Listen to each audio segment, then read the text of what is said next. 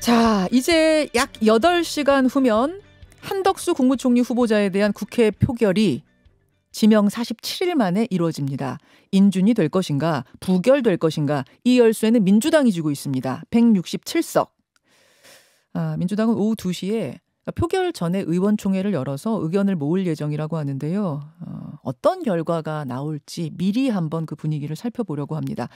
한덕수 인사청문 특위에 간사를 했던 분, 민주당 강병원 의원 오늘 스튜디오에 직접 나오셨어요. 어서 오십시오. 예, 강병원 의원입니다. 여전히 간사입니다. 그러시군요. 맡았더니 아니라 여전히. 예. 4시 표결에 앞서서 2시에 그러니까 민주당 의원들 다 모이시는 거예요. 네네. 당론으로 결정할지 말지를 결정하는 회의입니까? 그 총회는? 그렇다고 봐야겠죠. 왜냐하면은 이 한덕수 총리 후보자에 대한 인준 문제는 예.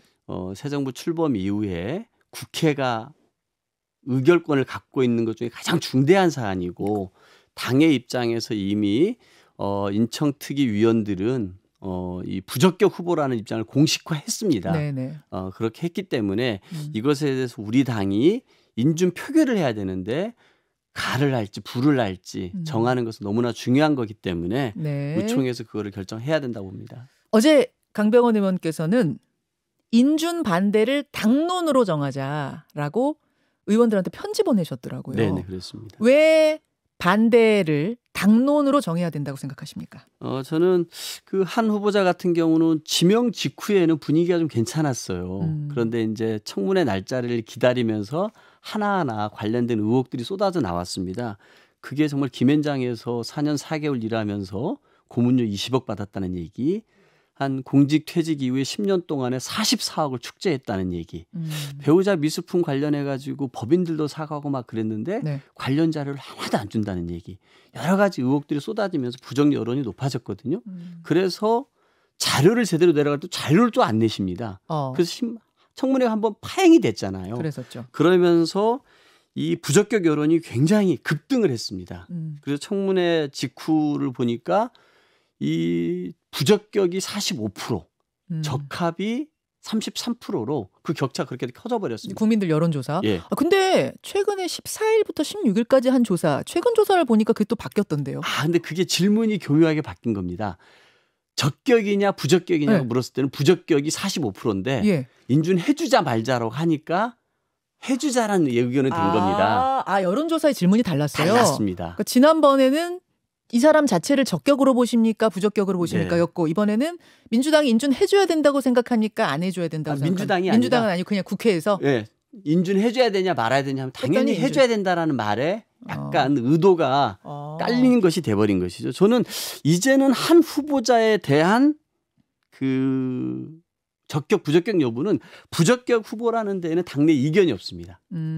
부적격 후보라는 건 이견이 없다. 당내 이견이 없다. 예. 다 그렇게 생각한다. 그렇습니다. 근데 단지 이제 이거를 인준을 부결할 거냐 가결시킬 거냐 이거에 대해서 몇몇 분들이 이런 지방선거에 영향을 끼칠 수 있는 거 아니냐, 부정적 영향을 끼칠 수 있는 것 아니냐, 이런 고려를 해봐야 된다라는 우려가 있는데 그게 당내에서 무슨 뭐 반반 정도는 아니고요. 제가 봐서는 한 20% 조금 넘는 수준이 아닌가 싶습니다. 부적격이지만 인준해주자라는 의견이 한 20% 된다고요? 네, 제가 봐서는 그 정도 되는 것 같습니다. 자, 그럼 두 가지 층위로 좀 나눠서 얘기를 해야겠네요. 우선 정말로 한덕수 총리가 인준 못할 만큼 부적격이냐 이 부분에 대해서 국민의힘에선 말도 안 된다. 오히려 민주당을 야당을 배려해서 지명한 사람이 한덕수 총리다. 왜냐하면 과거에 민주당 정부에서 요직을 지냈던 분이고 그때도 다 검증했던 사람 아니냐. 근데 이제 와서 안 된다고 하는 거 이거는 한동훈 장관 임명에 대한 일종의 어떤 뭐 연계, 뭐 복수, 뭐 이런 거 아니냐 이런 취지의 말을 하거든요. 저는 그거는 뭐 궤변 중에 궤변이라고 생각하고요. 그 노무현 정부에서 국무총리를 지내신 게 2007년입니다. 네. 그 이후에 15년의 세월이 흘러서 다시 또 총리를 하시겠다는 겁니다. 총리 2번 하는 것도 참 신기한 일 아닙니까? 그리고 15년의 세월이 흘렀는데요. 과연 이 15년의 세월 동안 한 후보자가 했던 일을 보면은 제가 봐서는 다시는 공직에 들어갈 일이 없을 거라고 생각하셨을 겁니다. 왜? 국무총리를 하셨는데 총리까지 했으니까. 대통령 아닌 이상은 다시 공직에 돌아갈 일이 있겠습니까? 예. 그러다 보니까 이 기간 동안에 돈 버는 일에 너무 열중이셨던 것 같아요. 다시 그러니까 돌아오기에 부적합한 일들을 하신 게 아니냐 그 말씀이에요. 그래서 보니까 김앤장에서의 정관예우라든지 그리고 이해충돌 문제라든지 회전문 인사의 끝판왕이 돼서 아마 이 대한민국 공직기강은 한덕수 후보자가 총리로 임명되는 순간 모든 밖에서 로비 활동하고 있는 정관들이 우리 공직기강을 다 무너뜨리는 그 상징적인 인사가 될 겁니다. 그렇기 때문에 부적격이라고 저희는 판단을 했고 국민의힘과는 당연히 다를 수가 있겠죠. 그래서 노무현 정부의 총리했기 때문에 아무 문제 없다라고 하는 것은 한 후보자께서 공직 퇴임 이후에 살아온 15년 세월에 대해서 너무 이 국민 눈높이 안 맞았던 것을 덮고 가려고 하는 행태라고 생각합니다. 그런 판단을 민주당에선 지금 거의 전체적으로 하고 계신다는 말씀인데 이제 그런데도 불구하고 인준해주자라는 아까 20%라고 하셨나요? 제가 보기엔 20% 정도 되는 것 같습니다. 세보진 않으셨으니까 대략 느낌이 한 20%는 그럼 왜 20%는 찬성하는가? 제가 좀 조사를 해보니까 우선 이재명 선대위원장이 이렇게 말씀하셨어요. 윤석열 정부, 새로 시작하는 정부의 첫 총리라는 걸 고려해야 된다.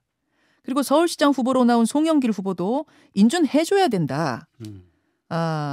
역시 이분 역시 이제 첫 총리라는 점을 말씀하신 것 같고 문희상 전 국회의장 지금 상임 고문이시죠. 문희상 고문도 한동훈 인사는 최악이었다고 생각하지만 한덕수 총리는 인준해줘야 된다. 이렇게 말씀하셨거든요. 그러니까 이분들이 우려하는 건 민주당이 여기서 인준을 부결시켜버리면 발목 잡기 프레임에 들어갈 수밖에 없다. 그건 전략적으로 봤을 때 옳은 선택이 아니다. 이렇게 보시는 것 같아요. 한 면은 맞는 것 같은데 한 면에서는 중요한 걸 놓치고 있다고 생각합니다. 그게 무엇이냐면은 우리 더불어민주당은 이제 야당이 됐습니다. 야당의 역할은 뭘까요? 저는 윤 정부의 일방 통행과 독주에 대해서 잘못된 것은 잘못됐다고 쓴소리를 하고 견제하는 것이 야당의 역할입니다. 이거를 발목 잡기라고 표현한다라면은 기회 될 때마다 발목을 잡아야죠. 발목 잡기라고 해석하셔도 할 수 없다. 발목 잡기라면 발목 잡기다. 그게 야당의 역할입니다. 대통령의 일방 통행에 대해서 박수 쳐주는 게 야당의 역할일까요? 아니죠. 아니, 박수까지는 아니더라도 뭔가 이게 첫 시작이니까 아주 결정적인 한방, 결정적 하자가 아니면 요 정도 흠이면은 그냥 인준해 주는 게 낫지 않느냐 뭐 이런 의견이. 저는 언론에서 결정적 한방을 얘기를 하는데요. 그 결정적 한방이 뭐겠습니까? 저는 한 후보자가 지난 공직 이후에 보여줬던 모습, 그 10년간에 44억을 축제를 했습니다. 그 기간에 자선단체 기부한 걸 봤더니요. 42만 4,070원을 하셨더라고요. 김현장에서 20억 받으면서 무슨 일 하셨습니까? 그랬더니 공공 외교를 하고 해외 투자 유치를 했답니다. 4건의 간담회를 하고 20억 받았다고 합니다. 그 국민들이 믿을 수 있겠습니까? 정말 그 청문회장에 나왔던 그 정계성 김앤장 대표도 그 4건 말고 무수한 일이 있었다는 겁니다. 그러면 거기에 얼마나만 이해충돌 사안들이 있었겠습니까? 김앤장은 돈을 버는 곳이지 우리나라 외교부를 대신해서 공공 외교하는 곳이 아닙니다. 그 정도면 충분히 결정적 한 방이다 그 말씀이죠. 그렇죠. 결정적 여러 방. 적어도 우리 대한민국의 최고 고위 공직자를 뽑는 자리입니다. 그런 곳에서 뭔가 공직 이후에 뭐 국민을 위해서 봉사하거나 카터 전 대통령처럼 헤비타트 운동을 해서 정말 가난한 사람들에서 무료 집 짓기 운동 봉사하는 거 그런 거 바라지 않습니다. 그러면 강 의원님 사실 어제 국민의힘에서는 어떤 얘기가 나왔냐면요. 아직 임명 안 한 정호영 후보자 있잖아요. 보건복지부 정호영 후보자를 한덕수 총리 표결 전에 좀 사퇴시켜가지고 한덕수 총리를 가결시킬, 인준시킬 좀 명분을 제공하는 걸로 얘기해보자는 의견들이 있었어요. 국민의힘에선. 설사 정호영 후보자가 어제 자진 사퇴했다 하더라도 혹은 지명 철회했다 하더라도 한덕수 총리는 부결입니까? 저는 이 한덕수 총리의 문제를 아까 저는 적격과 부적격의 문제로 봐야 된다고 말씀드렸습니다. 여기에 정략을 누가 개입시키고 있는지 모르겠습니다. 이미 정호영 후보자는 이 청문회 과정을 통해서 우리 국민들이 땅에 버린 카드가 된 거 아닙니까? 제가 봐서는 윤 대통령도 이미 버린 카드로 낙제점을 받은 카드입니다. 이미 낙마 대상자고 이미 국민들이 낙마시킨 사람을 장관으로 임명하든 안 하든 그거는 윤 대통령이 얼마나 오기 있는 대통령인지를 보여줄 뿐이지 그게 뭔가 보건복지부를 제대로 이끌어갈 장관을 임명했다고 보지 않을 거라고 봅니다. 정호영 후보자가 설사 어제 사퇴했더라도 상관없다는 거군요. 그렇습니다. 강 의원 의견은 그래도 한덕수 부결. 저는 국회는 국회 역할이 있고 네. 그리고 더불어민주당은 야당으로서의 야당 역할이 있는 것입니다. 네. 이 역할들을 제대로 못 해준다라 그러면은 네. 국정에 혼란이 오고 야당도 스스로의 가치를 잃게 되는 겁니다. 저는 오히려 저희가 야당으로서 해야 될 것은 뭐냐면요. 네. 저희의 지지층을 더 결집해서 이 지방선거 승리를 위해서 최선의 노력을 다하는 거 아니겠습니까? 국민들 사이에서도 45%가 부적격이라는 얘기는 중도층에서도 상당수가 그래 저런 후보가 우리 총리가 되는 거는 부적합해라고 인정을 해주고 있는 겁니다. 저는 그럴 때 우리 지지층들에게 더 결집시킬 수 있고 네. 지방선거에서 야당의 역할은 이 독주에 대한 견제입니다. 견제할 수 있게 힘을 달라고 하기 위해서라도 이 국민들 뜻에 따라 부결하는 게 부적격 인사를 부결하는 게 맞지요. 지금 이제 부적격이라는 여론조사를 말씀하셨는데 그때 또 제가 태클 거는 것 같아 죄송합니다만 여론조사 한번 보여주세요. 네. 부적격이라는 여론조사가 있는가 하면 그래도 인준해줘야 된다는 여론조사도 48%가 제가 저거에 대해서 말씀드렸잖아요. 저것은 네. 통과시켜 주자 말자기 문제이기 때문에 네. 당연히 마음이 약해지죠. 저 질문을 가지고 가면. 근데 어쨌든 국민들 판단이라고 저거를 저 여론조사 두 가지를 치면 네. 그래 그게 썩 마음에는 안 들지만 그래도 인준시켜줘 또 이렇게 해석되는 건 아니에요. 뭐 합치 좀 해봐 이런 거 아니에요. 일관되게 말해요. 그 적합 부적합으로 네. 물어보면은요. 예. 4월 8일 날 지명 직후죠. 예. 적합이 38%였습니다. 예. 부적합이 22%였습니다. 적합이 훨씬 높았죠. 음흠. 그런데 4월 10일에는 35.3, 35.2로 같아집니다. 4월 29일에는 30, 37로 부적합이 훨씬 뛰어버립니다. 그리고 5월 5일에는 적합이 33, 부적합이 45기 때문에 이런 분이 총리 맡는 것에 대한 우리 국민들의 다수의 평가는 부적합이라는 겁니다. 그런데 해주자 말자로 가면은 당연히 마음이 약해지죠. 아, 마음이 약해진 것이다. 예, 제가 오늘 뭐 국민의힘 의견은 안 듣기 때문에 좀 반대 입장에서 질문 드린다는 거는 감안해 주시고요. 좋습니다. 예. 그래서 강병원 의원은 아예 당론으로 부결 정하고 가자. 그렇습니다. 표결 임하자. 예. 그런 입장이세요. 네. 근데 지금 한 20%의 의원들이 그래도 인준해주자 쪽이라고 하셨는데 의원총회 과정에서 20%를 좀 넘을 가능성도 있지 않나요? 그리고 당론 정하지 말고 자유투표하자 할 가능성도 있지는 않나요? 저는 자유투표 의견을 누군가 낼 수도 있다고 보는데 굉장히 저는 무책임한 발언이라고 생각합니다. 아, 저희가 예, 이 예. 한덕수 후보자 인준의 가부를 결정할 수 있는 당입니다. 그리고 우리의 역할이 있다고 말씀드리지 않았습니까? 인청특위에서 부적격이라고 의원님들께 공식적으로 국민들의 파에 공식적으로 말씀드렸고 제가 인청특위의 간사로서 부결을 당론으로 정해 주십사 하고 친정까지 보냈습니다. 네, 편지도 다 쓰셨죠. 예, 그랬습니다. 그런데 이 부적격한 한덕수 후보를 인준한다고 해가지고 네. 우리 국민들이 민주당을 더 지지할까요? 아... 윤의 일방 통행과 독주에 박수를 쳐서 꽃길을 깔아준다고 우리 지방선거를 앞둔 우리 지지층들이 더 결집하고 우리 당에게 더 신뢰를 보내줄까요? 저는 지지층에게도 대혼란을 주고 저희 당이 이 야당 생활을 어떻게 하려고 하는지 굉장히 잘못된 사인을 줄 거라고 봅니다. 저는 그런 의미에서 이 자유투표라는 발언을 의총장에서 쉽게 하실 수는 없을 거라고 생각이 들고요. 자유투표 발언도 그렇죠. 하기가 쉽지 않을 것이다. 왜 그러냐면은 저희 당을 굉장히 무책임한 정당으로 만들자라는 거거든요.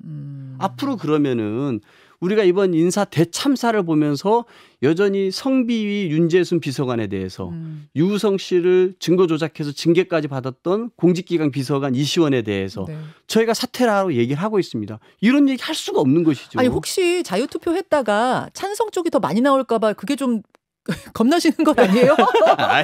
그거 아니면 자유투표 할 수도 있는 거 아니에요? 저는 그건 옳지 않다고 봅니다. 왜냐하면 적어도 저희 정당이 비대위에서 비대 지도부가 그리고 박홍근 원내대표가 그리고 인청특위에 있는 위원들이 일관되게 얘기를 해왔습니다. 부적합한 인사고 이런 독주에 대해서 우리 민주당이 역할을 해야 되고라고 얘기를 해왔는데 이거를 자유투표에 맡긴다는 얘기는 알겠습니다. 지도부, 당의 역할, 민주당, 야당 견제 역할을 포기하겠다는 것이죠. 당론으로 정해야 한다. 그렇습니다. 그런 말씀. 네. 지방선거 영향 없을 거. 오히려 저는 지방선거에서 플러스다? 정말 분노하고 있고 그러면서도 무기력해하고 있고 정말 투표 어떻게 포기하려고 하는 우리 지지자들에게 오히려 더 뭔가 투지를 불러일으키고 전선을 강화시켜주고요.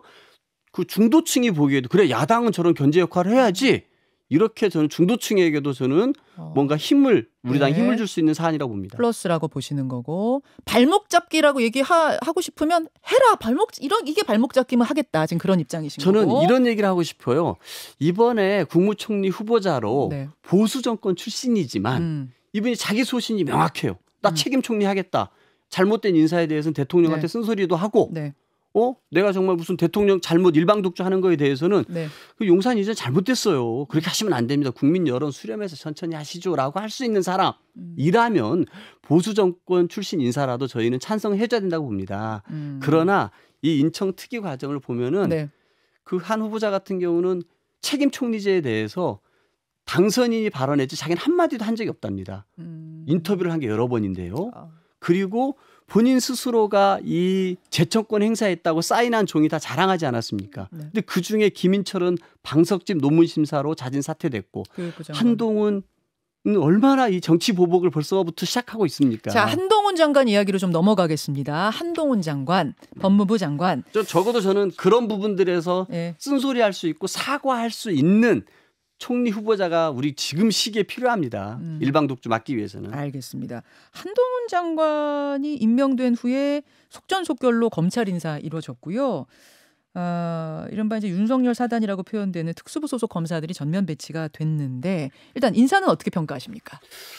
저는 대부분의 언론에서 윤석열 라인의 복귀다라고 얘기하지 않습니까? 그거는 뭐 보수 진보 신문 언론 할 것 없이 다 표현 그렇게 합니다. 저는 과연 이게 어떻게 우리 국민들께 비칠까 봅니다. 우리 지금까지 이렇게 검찰의 이렇게 인사들을 보면은요. 예. 그 법무부 같은 경우도 탈검찰을 하기 위해서 노력을 해왔었습니다. 예. 그것은 왜 그렇습니까? 검찰이라는 조직을 좀 더 민주적으로 통제하기 위한 우리 사회의 발전 과정이었다고 생각합니다. 예. 그리고 검찰의 이 요직들도 보면은 특수통만을 중용하는 것이 아니라 본인의 라인, 윤석열 사단만을 중요하는 것이 아니라 이 특정 라인의 주요 보직이 독점되는 걸 좀 방지하고 네. 다양한 곳에서 고생하고 있는 검사들도 중요 보직에 앉히는 그런 인사들로 우리가 발전해 왔습니다. 네. 근데 이번 인사를 보면은 지금까지의 그런 검찰 인사의 발전의 성과가 다양성과 균형이 하루아침에 다 무너져 버리고 윤석열 라인이 다 장악한 꼴이 돼 버렸죠. 근데 어제 한동훈 장관이 뭐라고 했냐면 검찰, 정치 검찰이라고 하면 검찰 정치화라고 하면 지난 문재인 정부 시절이 제일 심했다 했거든요. 아, 그래요? 예. 저도 그 말을 듣고 참 재밌는 말이라고 생각이 들었는데요. 어떻게 생각하냐면은 자, 30초밖에 안 남아서. 이 정치 검찰화의 주역은 윤석열과 한동훈이었습니다. 그 결과로 대통령 되고 법무부 장관 된 거 아닙니까? 그 사람들이 가장 정치화됐던 게 지난 3년이었고 최고 수혜자가 윤석열 대통령과 한동훈 장관입니다. 여기까지 말씀 듣겠습니다. 고맙습니다. 감사합니다. 강병원 의원이었습니다.